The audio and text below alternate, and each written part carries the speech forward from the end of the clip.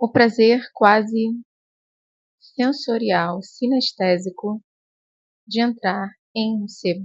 É tão especial, gente. Eu vou a sebos desde que eu tinha 12, 13 anos, ou um pouco, talvez um pouquinho mais. A minha mãe me levava a sebos em Madureira, aqui no Rio de Janeiro, e era muito legal. Muito, muito legal, desde menina, ter essa experiência de comprar livros em um lugar em que você pode sentar do jeito que você quiser, e você pode se sujar, e você vai se sujar, porque esses livros são livros que foram usados, e geralmente os sebos não se preocupam tanto se o livro está sujo ou se o livro está limpo. Essa é uma verdade, né? Muito difícil você entrar num sebo que está super limpinho, você vai ficar com a mão suja. Mas será que as melhores coisas não fazem a gente se sujar um pouquinho, né? As coisas mais legais que a gente pode fazer, plantar alguma coisa, brincar. Você não se preocupava exatamente se você estava se sujando, né? Você só queria se divertir. E é mais ou menos essa experiência de diversão, de prazer, como eu falei, sinestésico, né? Sensorial, que eu tenho quando eu vou ao sebo. E é uma atividade que eu amo. Eu estou sempre caçando um sebo. Eu agora, sempre que eu viajo, eu dou um jeito de achar uma loja de livros usados ou sebo no lugar para onde eu estou indo. Pra vocês verem como livros usados são especiais, quando eu fui a Paris, eu fui na Shakespeare Co., que é uma livraria de livros, né? É uma livraria, não é um sebo, mas tinham livros usados lá para você comprar, livros antigos, livros que conheceram outras pessoas, livros que engrandeceram a vida de outros. Eu adoro pegar um livro usado em que tem anotações de outra pessoa, em que tem os pensamentos ou que tem uma dedicatória. O leitor raiz gosta de livro usado. Mas, Marina, você vai arranjar uma confusão com o povo aí que odeia livro usado, que diz que é livro sujo, que é livro que dá rinite, que dá alergia. Tudo bem, gente, né? Às vezes a gente não agrada todo mundo, mas a minha opinião é: leitor raiz lê livro de sebo, tá? Livro com a página branca que ficou amarelada do tempo. A experiência de você pegar um livro que você não sabe exatamente de onde ele veio, quem ele fez feliz ou não, né? Ou irritou alguém antes, a pessoa deixou no sebo porque não gostou do livro. Eu sempre brinco quando eu vou a sebo, eu digo, tem pouco Dostoiévski, né? Tem pouquíssimo Tolstói no sebo, pelo menos na minha experiência. Mas de vez em quando nós encontramos coisas assim preciosas no sebo. E o vídeo de hoje é sobre essas preciosidades que eu já encontrei. Vocês já podem ver aqui o spoiler, né? O foreshadowing, né? A sugestão de que teremos aqui muitos livros de sebo, e para mim cada um desses livros foi um achado, foi uma joia, foi um presente que eu encontrei por razões diferentes. Nem todas essas edições são lindas ou são antigas, não é sobre isso. É sobre a minha história com cada um deles e por que eu acabei levando para casa, né? E eu espero que vocês gostem, sejam muito bem-vindos a mais um vídeo aqui no Flores de Leitura.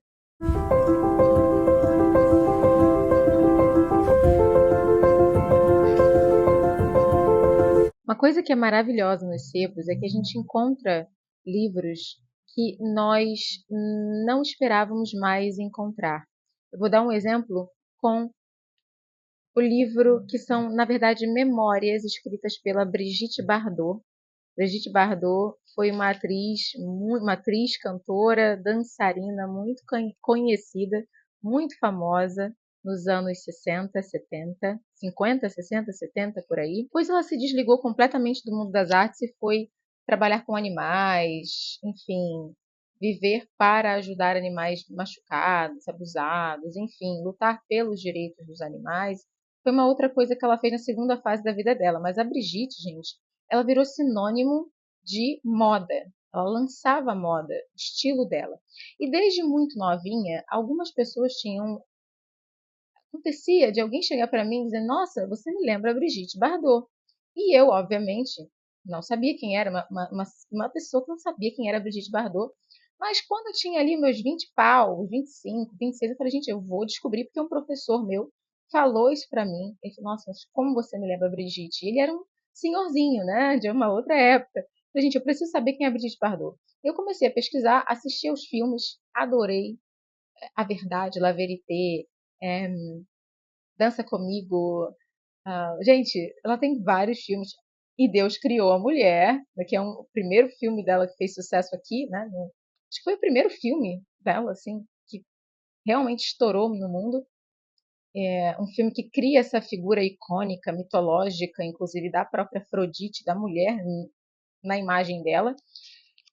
E acabei realmente me apaixonando pelo estilo da Brigitte. Eu agradeço muito a Brigitte algumas coisas que eu gosto, como por exemplo o Gatinho, né?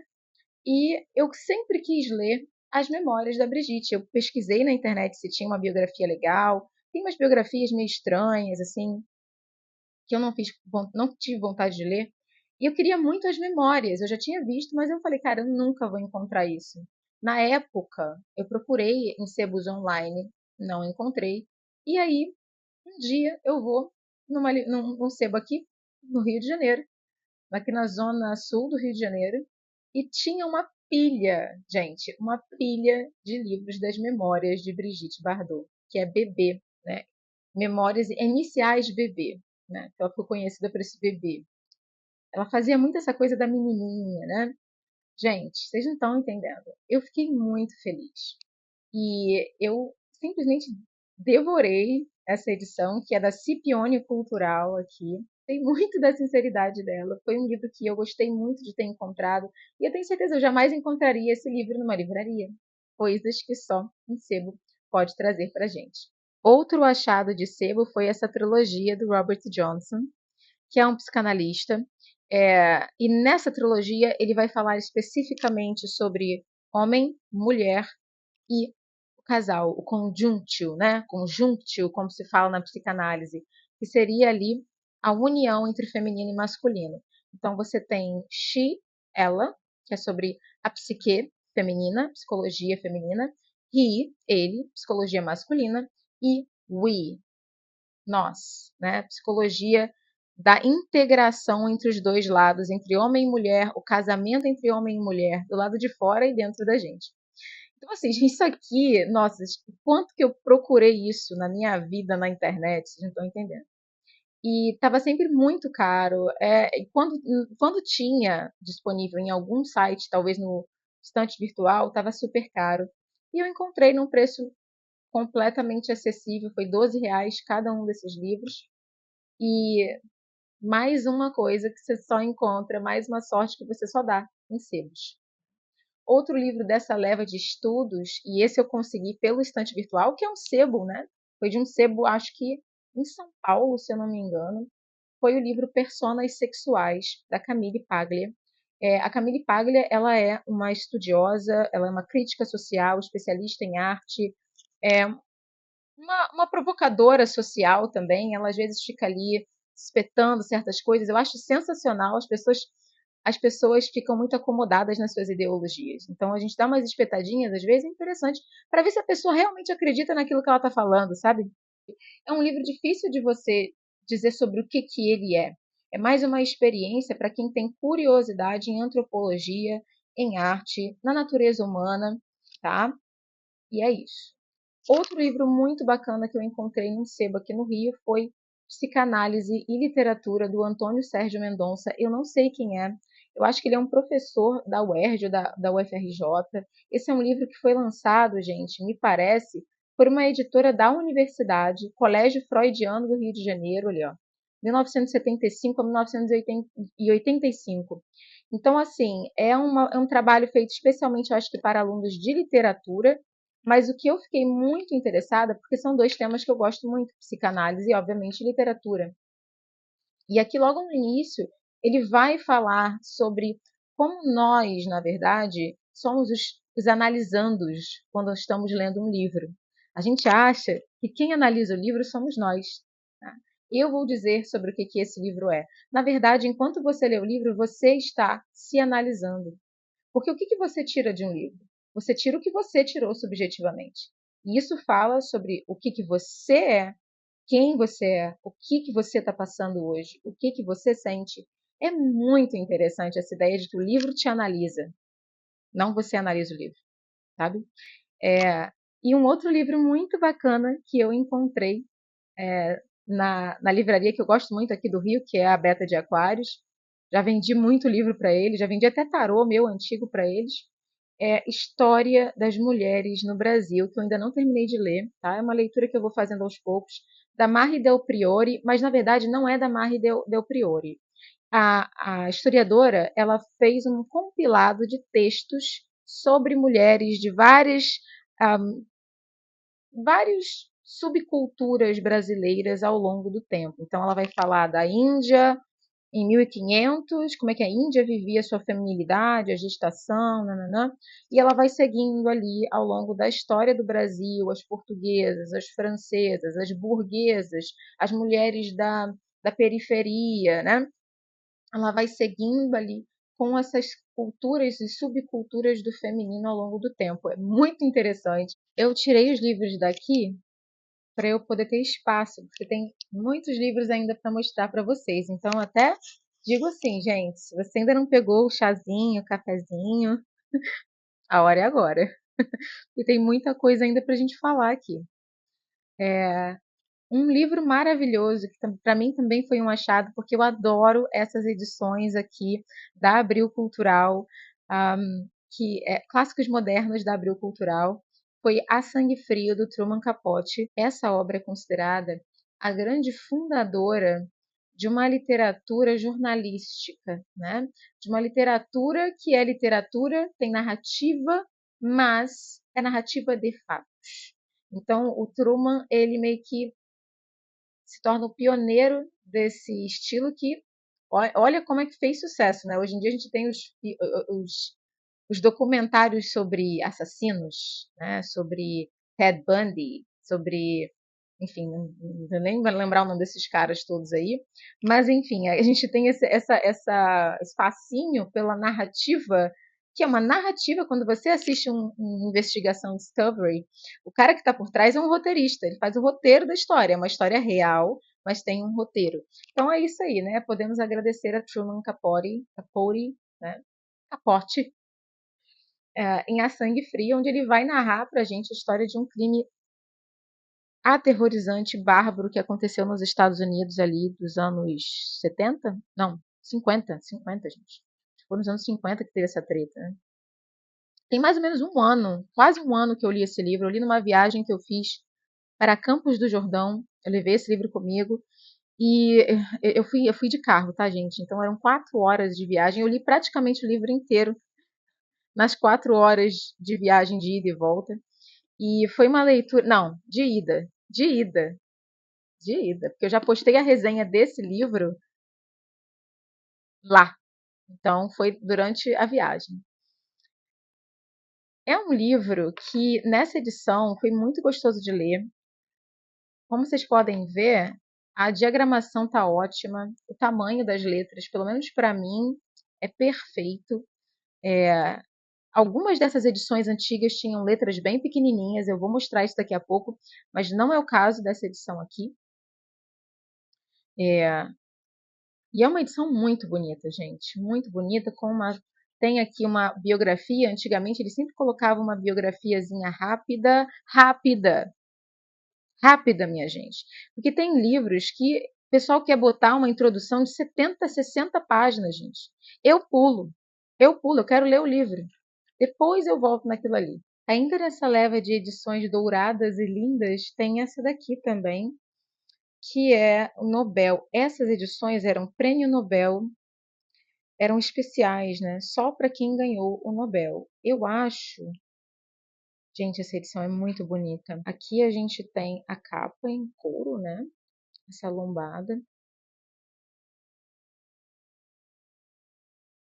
Aqui a gente tem, por exemplo, o Prêmio Nobel de 1970. Então, do lado aparecia o ano em que aquela pessoa ganhou o Nobel. Gente, por que que ninguém faz isso novamente? Você abre, olha a folha de rosto, coisa bonita, né? Tem um brasão aqui. É,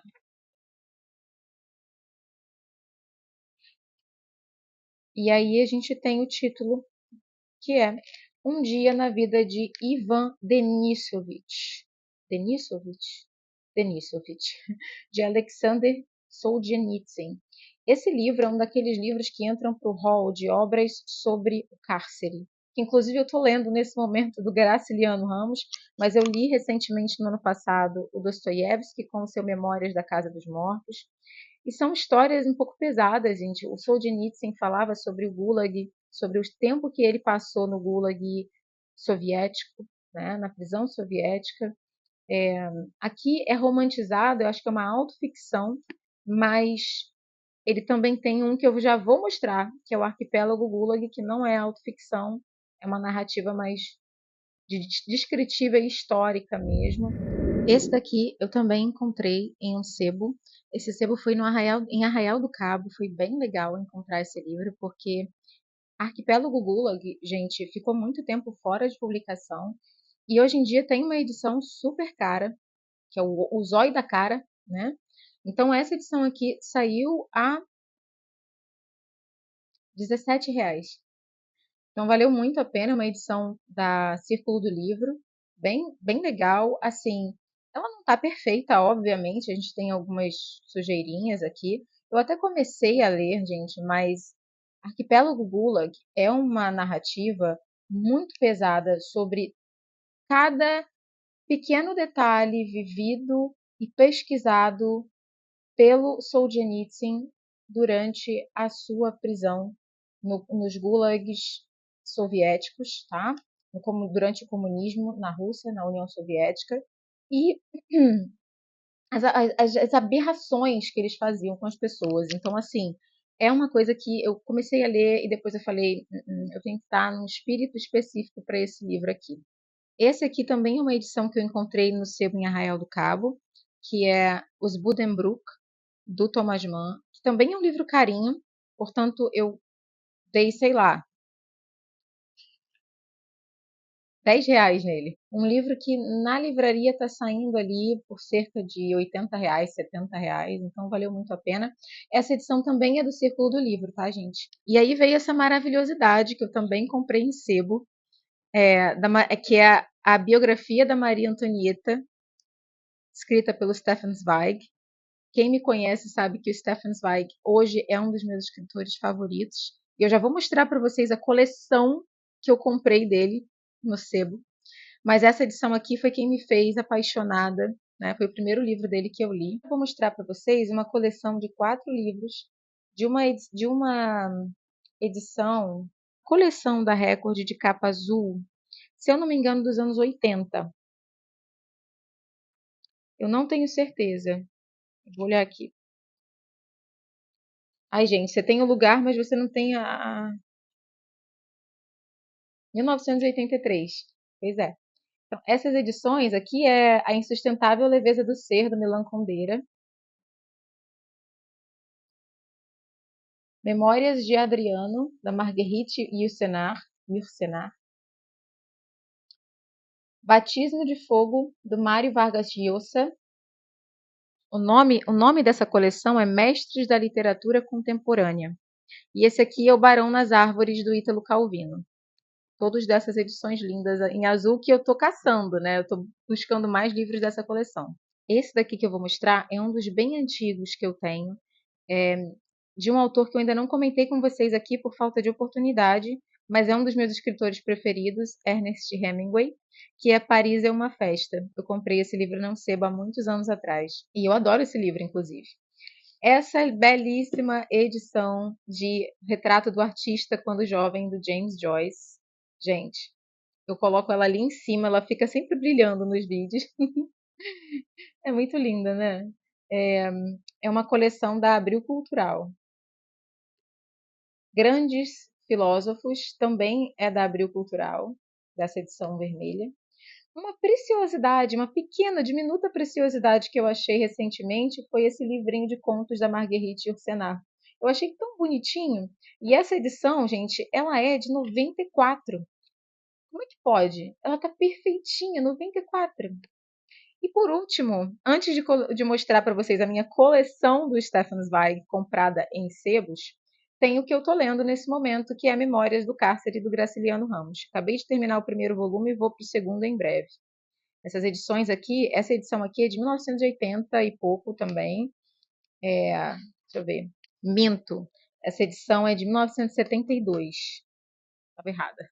Mas é uma edição bem bacana, de capa em couro. Eu sempre quis ler Memórias do Cárcere nessa edição. Então, quando eu encontrei no sebo, lá em Arraial do Cabo, que foi o melhor lugar, melhor sebo que eu já fui em toda a minha vida, tinha muita coisa boa, eu garrei na mesma hora. Para vocês terem uma noção de quão antiga é essa coleção, lá no sebo em Arraial do Cabo, eu fiquei com um pouco de medo de comprar e isso se desfazer na minha mão.